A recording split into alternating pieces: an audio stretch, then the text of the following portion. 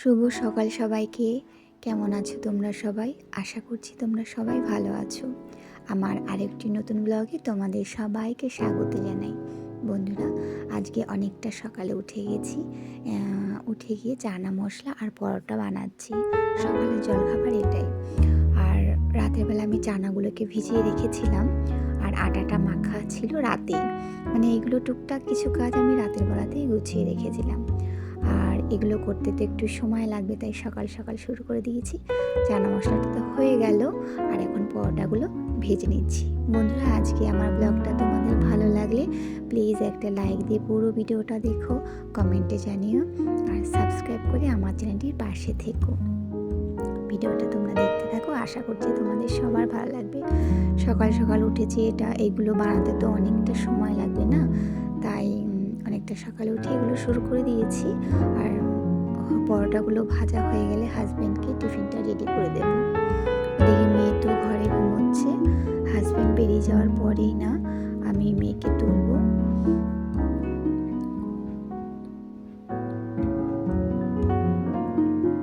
আমি আমিষভাবেই চানাটা করে নিয়েছি, হ্যাঁ, মানে পেঁয়াজ রসুন মশলা এসব দিয়ে। আচ্ছা, হাজব্যান্ড তো চলে গেছে, এবার আমি 1 কাপ চা খেয়ে নেব, তারপরে মেয়েকে ঘুম থেকে তুলব।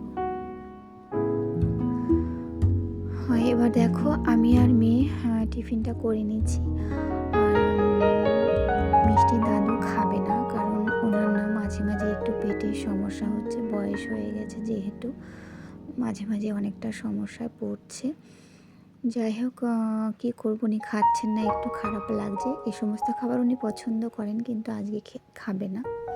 টিফিনটা করা হয়ে যাওয়ার পরে দুপুরে রান্না শুরু করে দিয়েছি। এখানে আমি করছি মেথি শাক দিয়ে মুসুর ডাল। ডালটা তো ফুটিয়ে নিয়েছি, এখন আমি শুকনো লঙ্কা আর রসুন ফোড়ন দিয়ে একটু ভাজা ভাজা করে শাকটা একটু ভাজা ভাজা করে নেব, তারপরে ডালটা আমি দিয়ে দেবো। আর ভাত বসানো আছে, ভাত আর ডাল একসাথেই করে নিচ্ছি। আর এই রেসিপিটা তো আমার মায়েরই রেসিপি, আমার মায়ের শিখেছিল এই রেসিপিটা। যাই হোক, এই রেসিপিটা আমি শীতের সময় করলেই মায়ের কথা মনে পড়ে যায়। কী করব বলো, আজ মা থাকলে মায়ের কাছ থেকে আরও কত না জানি রেসিপি শিখতে পারতাম।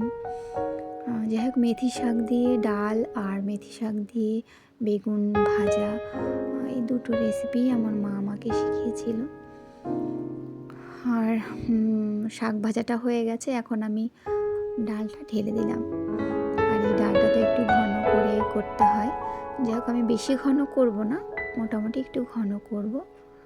এতগুলো মানুষ বাড়িতে খাবো তো, তাই। আর আজকে জানো তো নিরামিষই আছে, ডাল আছে আর লাল শাক ভাজা করা আছে। ওটা হয়ে গেছে আগে, ওটা তোমাদেরকে দেখালাম না।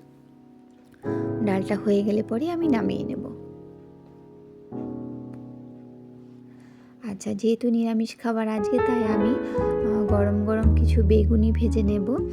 আর করব ফুলকপি, অল্প একটু ফুলকপি ছিল, ফুলকপিটা আমি একটু ভাপ দিয়ে নিয়েছি, ফুলকপির পকোড়া। আর নিরামিষ খাবার তোমরা তো জানোই আমি ভীষণ পছন্দ করি, আর আমার মেয়েও মোটামুটি পছন্দ করে, অসুবিধা হবে না। আজকে দিনটা চালিয়ে নেওয়া যাবে।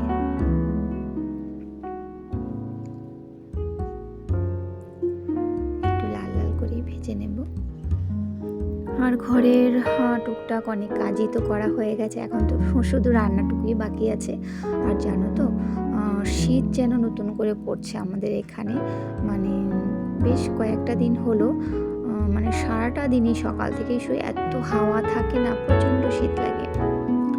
দুপুরে খাওয়া দাওয়া তো হয়ে গেছে, বিকেলে ছাদে উঠে গাছে জল দেওয়া এসব তো থাকেই রোজ। আর আমি টবগুলোর মাটিগুলো না একটু খুঁচিয়ে নিয়ে আলগা করে নিচ্ছি। আর দেখছো আমি উলের নাইটিটা পরেই উঠেছি, আর অল্প অল্প রোদ আছে, এখন তো 4টে বাজে। ওই যে বললাম খাওয়া দাওয়ার পরে তো শীত আরও ধরে, যেন নতুন করে আবার যেন ঠান্ডা পড়ছে এরকম অবস্থা। আর আমার মেয়ে ছাদে আছে, ওর দাদুর সাথেই রয়েছে, ওই পাশটাতে আছে। মাটিগুলো একটু খুঁচিয়ে নেওয়ার পরে জল দিয়ে দেব।